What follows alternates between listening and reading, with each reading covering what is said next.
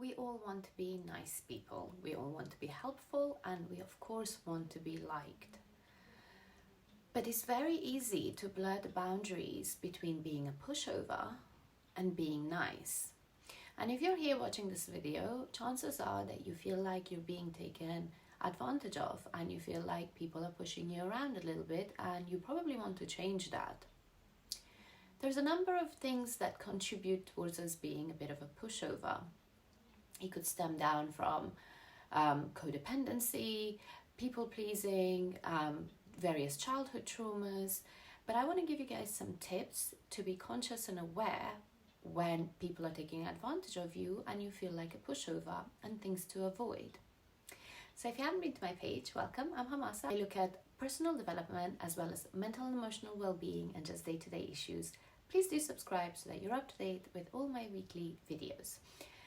Now, talking about pushover, like I said, it can stem down from different things. And if you suffer from codependency, which I have a video on, I will link for you guys, it's important for us to be aware of why we do the things we do. Why are we always trying to make other people happy? And this, once again, really stems down to lack of disconnect with yourself. If you don't have a good knowledge of your likes, dislikes, who you are, then you don't have boundaries in place, because you don't know when that boundary is being crossed, when someone's being a type of way towards you. Firstly, as someone who's quite a pushover, you probably don't like confrontation, arguments, and difficult conversations. So even if something bothered you, you probably wouldn't speak up. Second thing is, you don't really know where that line is. As you don't know yourself well, you don't know the things that you are able to tolerate and what you're not. So when these lines are blurred and things happen, you don't really know how to stand up for yourself or honor those things. You don't know how to stand up for yourself and stick to your boundaries, so then people take advantage or walk all over you. Finally, it comes from a place of not wanting to be the difficult one. You want to be easygoing, you want to be fun, you want to go with the flow.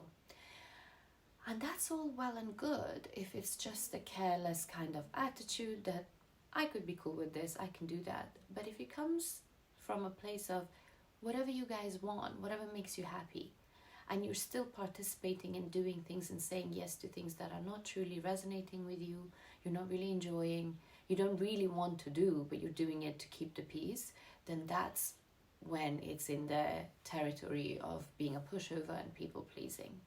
So having a good solid understanding of yourself and your boundaries will help you not only recognize them, but then honor them in situations. Knowledge is power.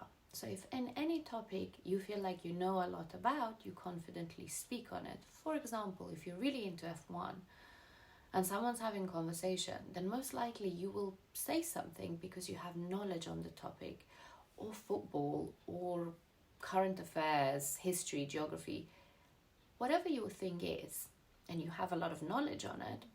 Even if in a normal circumstance, you wouldn't necessarily speak up and join the conversation, in the place where you know a lot about, you kind of say something because you know that you can confidently back it because you have the knowledge.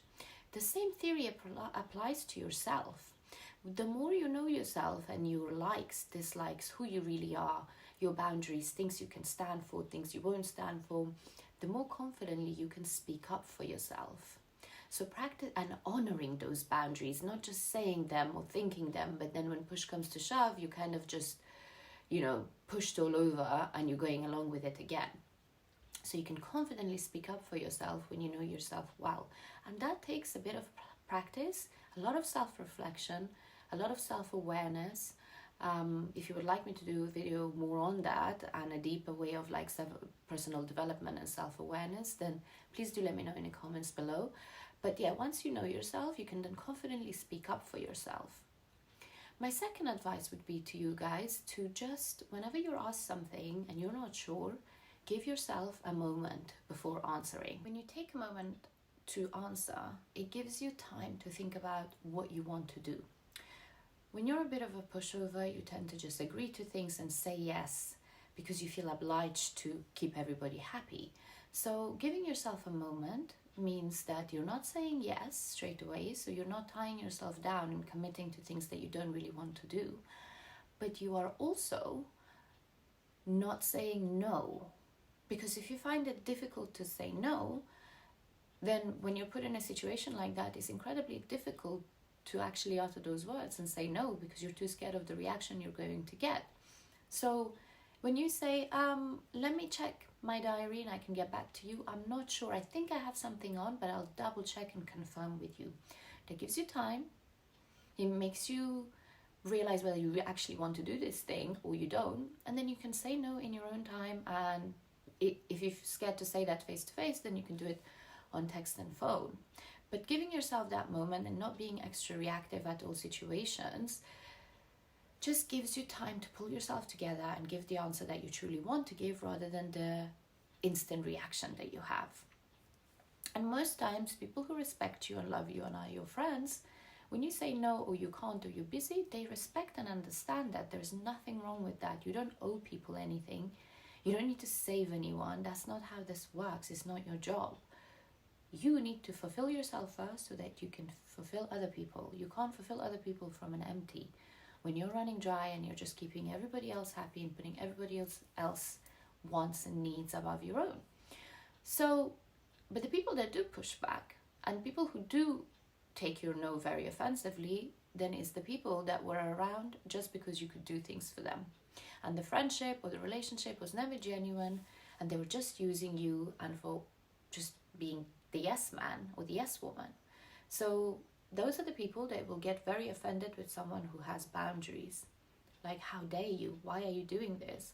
How could you say no to me? And that entitlement comes from people who feel like you owe them something or you should do things for them. And it's a good way to figure out who really are your true friends and who are not and shouldn't be around you. So saying no, or giving yourself a moment to say no, really helps to pull yourself together and construct your answer the way you want. The next thing would be to consider why you're so scared of confrontation, or why do you avoid conversations. This is a key part in sticking up in what you believe in or the things that you're not okay with. And just because you have a conversation with someone does not mean that it's an argument or that it should get heated. All it is that you're expressing your wants and needs and whether they're being met or not. And you're saying, this actually doesn't really work for me. I would prefer it if we did that because I feel like this. And people who love and respect you, again, will respect those boundaries, and you shouldn't turn into an argument. If two healthy adults are having a constructive conversation about something, they should be able to maintain a cool head and have the conversation without it turning heated or bitter. So there is nothing wrong with speaking up for yourself, and it doesn't mean that it's always an argument. You should not be scared of confrontation because of how people react. People's reactions are a good way for you to figure out where you stand. You should know these things regardless. So that fear should go away. And you shouldn't be so scared of speaking up for what you really believe in. Once you've practiced and learned to say no more often, and you've stood up for yourself once or twice and realized that the reaction isn't as extreme or as bad as you thought it would be, you start building confidence in yourself and believing in yourself, and will raise your voice and speak up when it matters more confidently, because you know that you can handle the situation. You're fine, you've got it, nothing bad happens to you. You don't die from this, you're going to be fine, and your friends will understand. Then you start learning, and these are baby steps, and it's a lot of practicing, but then you will really understand when and where you should speak up for yourself and how to do it and how to handle the situation and not be reactive. It doesn't mean that you're lashing out, it just means that you're standing your ground and standing tall. Not being a pushover does not make you a bad person, and it doesn't mean that you're not nice. All it means that you're more respected and more sure of yourself and a more authentic version of yourself, which means that you will attract better quality of people who see you for you and respect you for you. So the sooner you learn to stand up for yourself and own yourself, the sooner you will probably attract your tribe. If you've enjoyed this video, please do comment on it, like it, and please do subscribe to my page. If you feel that this may help someone, please do share it with them. And I thank you for watching this. I will see you guys here again next week. Mwah.